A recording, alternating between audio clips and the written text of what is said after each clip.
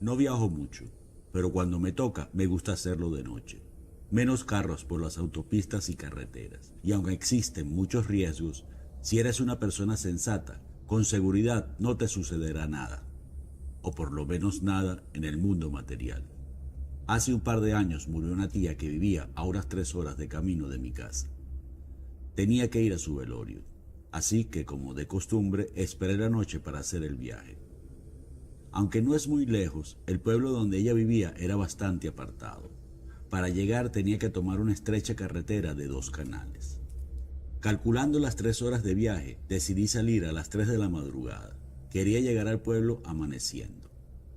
Salí de la autopista para tomar el desvío hacia la carretera que conducía al pueblo. El camino comienza con una rotonda que da entrada a otras 2 carreteras secundarias. Y en el centro hay un restaurante frecuentado por viajeros y camioneros. Es un sitio muy agradable donde se respira la camaradería típica de estos lugares. Todos están dispuestos a ayudarte y a darte información acerca de rutas y direcciones. Me detuve en el restaurante para tomar un café antes de seguir el viaje. Me senté en una mesa junto a la ventana que da al estacionamiento. Ordené el café y un pastelillo de manzana muy sabroso que hace la dueña del lugar. Mientras me comía el rico dulce, en el estacionamiento veía a una mujer caminar de un lado a otro. No se veía nerviosa, más bien parecía estar esperando a alguien. Su vestimenta era un poco extemporánea, pero a mí no me pareció del todo extraña. Sabía que en esa vía había muchos pueblos pequeños que habían quedado olvidados en el tiempo, y sus habitantes conservaban viejas costumbres. En un momento la mujer se detuvo debajo de una farola y empezó a mirarme. Luego de un par de minutos me saludó con la mano. Yo lo tomé como una invitación. Como ya había terminado el café y el pastel, decidí salir. A medida que me acercaba a la mujer la iba detallando. Llevaba un largo vestido azul turquesa que tapaba sus zapatos. En la parte superior tenía una especie de camiseta blanca con borlas. El peinado era un moño que se levantaba sobre su cabeza y dejaba al descubierto la piel de su cuello blanca, muy blanca, de donde colgaba un camafeo con una foto que se veía más antigua que el mismo camafeo. Cuando estuve frente a ella me saludó con una frase que yo llamaría vetusta. Buenas noches, gentil caballero. Yo, por no desentonar, respondí. Buenas noches, hermosa dama. Y continué. ¿Cuál es su nombre? Teodora. ¿Y el suyo? Tuve que hacer un esfuerzo para controlar la risa. ¿Quién en este mundo se puede llamar Teodora? Sin embargo, tratando de no cambiar el semblante de mi cara, le respondí. John Iker. Ah, estos nombres modernos son tan graciosos, dijo ella, esbozando una tímida sonrisa. De inmediato me preguntó a dónde iba. Yo le respondí que iba al pueblo de Los Pinos, al velorio de una tía. Luego de darme el pésame, me preguntó, ¿sería el caballero tan amable de llevarme en su coche hasta un lugar al que debo ir y que le queda de paso? Le prometo no importunarle durante el viaje. Con gusto, dulce dama, dije yo con una sonrisa disimulada. Sobre las montañas del horizonte empezaba a levantarse una brillante luna llena que prometía darle claridad a la noche y que le daba al paisaje una aura mágica y misteriosa. Los primeros 20 minutos de travesía los pasamos conversando acerca de ella. Me dijo que venía de una familia muy conservadora, que desde temprana edad estaba prometida en matrimonio con el hijo de un acaudalado terrateniente de la zona.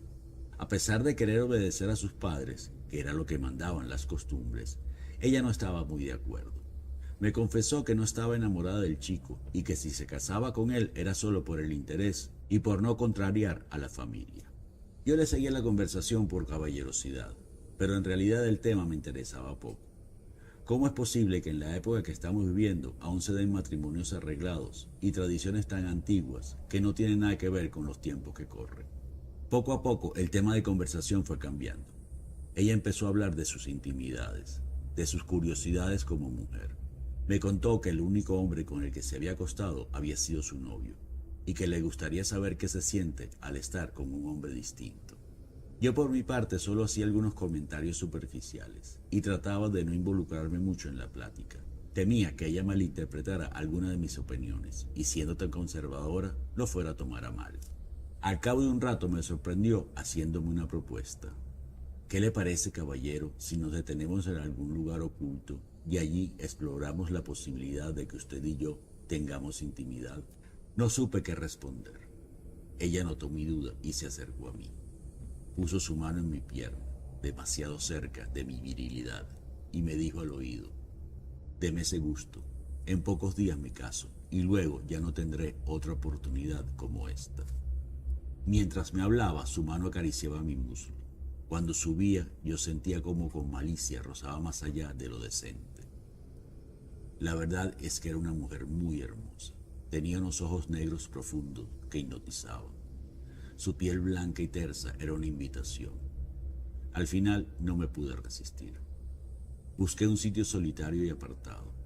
Apenas me estacioné, ella se fue sobre mí y nos dimos un primer beso. Sus labios tenían un sabor entre dulce y picante que me recordó a la carne seca. Nos quitamos la ropa. Sus pechos parecían dos misiles a punto de dispararse, grandes, firmes. Sus pezones duros y erectos casi laceraban mi pecho cuando se apretaba contra mí. Nos pasamos al asiento de atrás. Ella se montó sobre mí. La luz de la luna que se filtraba por las ventanillas se reflejaba en sus caderas voluptuosas, que se movían rítmicamente interpretando una danza con la que me dio un placer que jamás había sentido. Sus jadeos y mis jadeos se volvieron cada vez más intensos, hasta que ambos estallamos de gozo. Luego, ella se dejó caer sobre mí, me dio un dulce beso en los labios y me dio las gracias. Después nos quedamos dormidos. Me desperté ya de día. Inexplicablemente yo estaba vestido. No recuerdo haberlo hecho. Teodora no estaba en el auto.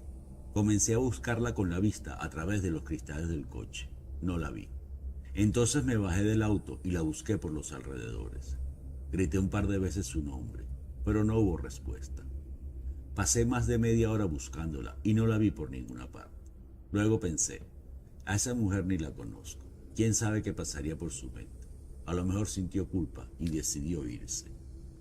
Iba camino hacia el auto cuando oí un leve llanto de mujer. Parecía venir de unos matorrales a pocos metros de mí. Pensando que sería Teodora, me acerqué al montículo de tierra y maleza. Le di la vuelta y lo que vi detrás estremeció mi cuerpo y mi alma hasta los cimientos. Una mezcla de miedo, escalofrío y desconcierto recorrió todo mi ser. Tirado en la tierra estaba un esqueleto. Tenía un orificio en la frente. Llevaba un largo vestido azul turquesa que tapaba sus zapatos. En la parte superior tenía una especie de camiseta blanca con borlas. El peinado era un moño que se levantaba sobre su cabeza y dejaba al descubierto los huesos de su cuello. Sobre su pecho reposaba un camafeo con una foto que se veía más antigua que el mismo camafeo. 3 años después de mi horripilante experiencia, me tocó volver a Los Pinos por asuntos de herencia. Por supuesto, no me detuve en ningún lugar del camino. Ya había tenido suficiente con la mujer del vestido azul turquesa. El reparto de la herencia y los trámites legales se extendieron un par de días más de lo esperado. La noche, antes de regresar a mi casa, después de la cena en familia, salimos al patio de la casa. Una prima trajo una botella de un aguardiente típico de la región. Yo no tenía ganas de tomar, pero no quise despreciarlos. Me sirvieron un pequeño vaso que contenía el suficiente licor como para un solo trago. La bebida era bastante fuerte, y después del primer ardor en la boca y la garganta, dejaba un regusto dulce y picante que recordaba el sabor de la carne seca.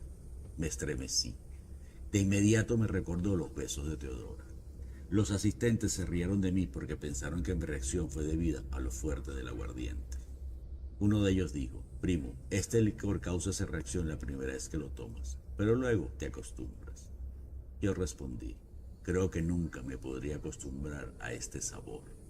Ellas tomaron un par de tragos más cada uno. Yo preferí pasar. Entonces otro primo, dirigiéndose a mí, me dijo: ¿sabe, primo? Este licor tiene su leyenda. El comentario despertó mi curiosidad y le pedí que me contara. Este aguardiente se hace con unas hierbas que nada más conocen algunos viejos del pueblo. Solo se pueden recoger cuando hay luna llena, y su sabor característico se debe a una mujer a la que los viejos llaman Teodora. Apenas escuché ese nombre, una gélida punzada recorrió mi espalda, pero yo disimulé. Me mantuve tranquilo mientras mi primo continuaba con el relato. Teodora fue la mujer más hermosa que jamás haya nacido en Los Pinos. Todos los hombres del pueblo la pretendían, pero ella ya estaba comprometida con Julián, el hijo del hacendado más rico del pueblo. Pero las malas lenguas afirmaban que era una mujer ligera, que había tenido una serie de amantes tanto aquí como en otros pueblos cercanos. Una noche Julián, cansado de las infidelidades de Teodora, la llevó a un lugar apartado bajo engaño. Cuando estuvieron en el sitio, el hombre sacó una pistola y sin dudarlo le dio un certero disparo en la frente que la mató de inmediato. Su cuerpo quedó tendido en la tierra, iluminado por una hermosa luna llena. Jamás se encontró su cadáver, y dicen los viejos que sus huesos alimentan la tierra donde crecen las hierbas con las que se hace el licor, y a eso se debe su sabor característico. Por cierto, se dice que el espíritu de Teodora aún vaga por las carreteras buscando amantes en las noches de luna llena. Después de esta historia, ustedes entenderán por qué jamás volveré a Los Pinos, ni que herede todo el pueblo.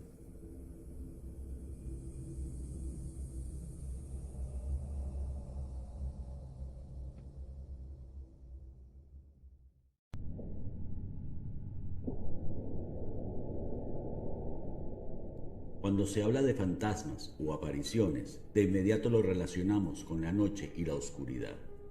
No siempre es así. Se dice que las almas quedan penando en el lugar y la hora en que murieron. Por lo general, después de una muerte violenta e inesperada. Unas porque no aceptan su destino y se niegan a irse. Otras porque aún les quedan algunos asuntos importantes que resolver. Por el motivo que sea, no pasan al otro plano, y las personas más sensibles los podrán ver. Veamos el caso de Rebeca. Ella trabajaba en un edificio de oficinas en el centro de la ciudad. Falleció en un confuso hecho de violencia. Una banda delictiva asaltó una joyería cerca de su trabajo. Al llegar la policía hubo un enfrentamiento. Rebeca, ajena a todo, salía en ese momento del edificio. Una bala perdida dio en su cabeza, matándola al instante. Lamentablemente, el proyectil nunca se pudo recuperar, por lo que no se supo de dónde salió la bala que acabó con su vida, y por lo tanto, nunca se supo quién fue su asesino. Un par de semanas después, ya algunas personas decían haber visto a Rebeca saliendo del edificio al mediodía, la hora en la que había muerto. Mi amigo Julián es un hombre muy escéptico. Jamás ha creído en fantasmas o en experiencias paranormales. Dice que todo tiene su explicación, solo hay que encontrar. En el caso de Rebeca, él afirmaba que la gente, impactada por los hechos, estaba sugestionada. Por eso la veían en cualquier mujer que se le pareciera, aunque sea un poco. El caso es que yo mismo había visto un par de veces a Rebeca saliendo del edificio. La primera vez pensé que solo era una confusión, pero la segunda no pude negar que era ella. Pasó frente a mí, apenas a un par de metros. Le conté a Julián mi experiencia. Él, por supuesto, no me creyó y me dijo que yo también estaba sugestionado. Entonces le propuse que nos paráramos frente al edificio todos los días durante una semana. Tal vez él también podría verlo. Con sorna aceptó el reto. El primer día apareció. Julián no podía creer lo que sus ojos estaban viendo. Después que Rebeca desapareció entre la gente, se repuso y dijo que seguro era alguien parecido a Rebeca y que solo vimos lo que quisimos ver. Al día siguiente la volvimos a ver. Esta vez la seguimos. Luego de un rato, Julián gritó su nombre. Ella volteó, nos saludó con la mano, nos sonrió y siguió su camino hasta el restaurante donde solía almorzar. Entramos al lugar. La buscamos con la vista, pero Rebeca ya no estaba allí. Había desaparecido. Cuando salimos del restaurante, la volvimos a ver. Esta vez iba caminando al edificio donde trabaja. Julián y yo comenzamos a seguirla tratando de alcanzarla, pero por más que apurábamos el paso, no lo lográbamos. Parecía estar a la misma distancia de nosotros, sin importar lo mucho que nos esforzáramos en alcanzarla. Estábamos por llegar a la puerta del edificio. Julián empezó a correr y logró entrar unos segundos después que Rebeca. Cuando yo llegué, lo encontré desconcertado, viendo en todas direcciones. Solo atinaba a decir, desapareció. Ante mis ojos desapareció. A Rebeca la seguimos viendo durante un tiempo hasta que desapareció definitivamente. Julián, por su parte, ahora no solo cree en fantasmas y en todo tipo de experiencias paranormales. Además tiene un vidente al que consulta antes de tomar alguna decisión importante. ¿Y tú? ¿Crees en fantasmas? ¿Crees que ellos moran entre nosotros? Si no crees, entonces podría explicar qué es la sombra que está detrás de ti.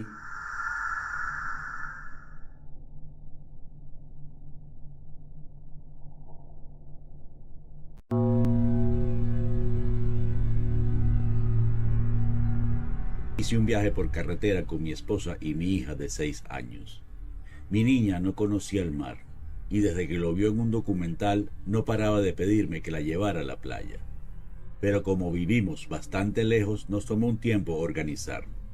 Llegado el día, nos despertamos muy temprano. Como el viaje iba a ser largo, llevamos todo lo que pueden necesitar 2 adultos y una niña en un recorrido que nos llevaría más de 6 horas. A las 7 de la mañana ya estábamos en carretera. Mi esposa y yo hablábamos de nuestros asuntos, mientras nuestra hija iba en el asiento trasero peinando su muñeca y contándole todo lo que iba a hacer cuando llegara a la playa. Llegado el mediodía, decidimos parar en un pequeño restaurante al borde de la carretera. Habíamos leído muy buenas críticas de él. Era el típico restaurante de carretera, con el estacionamiento lleno de grandes camiones. Eso me hizo dudar un momento. No me parecía el mejor ambiente para mi familia, pero mi esposa insistió y al final entramos. Era un sitio bullicioso, lleno de camioneros de mal aspecto que nos miraron con extrañeza cuando entramos. Mientras caminábamos buscando una mesa, tomé la mano de mi hija con firmeza. Algo me daba muy mala espina del lugar. No me gustaba para nada. Pero ya estábamos ahí, así que decidimos comer. La verdad sea dicha, la comida era excelente. La atención de la chica que nos tocó fue inmejorable y el precio que pagamos fue casi irrisorio. Igual me seguía molestando el ambiente y la gente del lugar. Apenas terminamos de comer, pedí la cuenta y nos largamos de ahí. En el estacionamiento me dirigí a la parte trasera del carro para abrir la puerta a mi hija y ayudarla a entrar. Cuando fui a cerrar la puerta, mi hija me gritó desde adentro: ¡Cuidado! ¿Cuidado con qué?, pregunté. Casi lo golpeas. ¿A quién? A mi amigo. Ok, disculpa, le dije sonriendo. Mi hija solía tener un amigo imaginario con el que tenía largas conversaciones. Pensé en ese momento que se trataba de él. Retomamos el viaje y casi de inmediato mi hija empezó a hablar con su amigo. Mi esposa y yo seguimos nuestras conversaciones sin prestar mayor atención a la niña. En un momento mi hija empezó a llorar. Mi esposa volteó y le preguntó: ¿Qué pasa, mi amor? ¿Por qué lloras? Es que a Miguelito le pasó algo muy feo. ¿Quién es Miguelito?, pregunté. El niño que conocí en el restaurante. ¿Cuándo lo conociste? Yo no te vi hablando con nadie. Cuando nos estábamos montando en el carro, me pidió que lo lleváramos porque tenía mucho miedo. ¿Miedo de qué?, preguntó mi esposa. Mi hija nos contó que a Miguelito un señor malo se lo había llevado del estacionamiento del restaurante. Lo llevó a un bosque donde había una cabaña. Lo metió en un cuarto oscuro y ahí le hizo daño. Le hizo cosas horribles que le dolieron mucho, pero que él no se las quería contar. Que sus papás y mucha gente lo están buscando, pero aún no lo han encontrado. Pregúntale qué podemos hacer por él, dije yo con la intención de averiguar más. Pero ella respondió: ya se fue.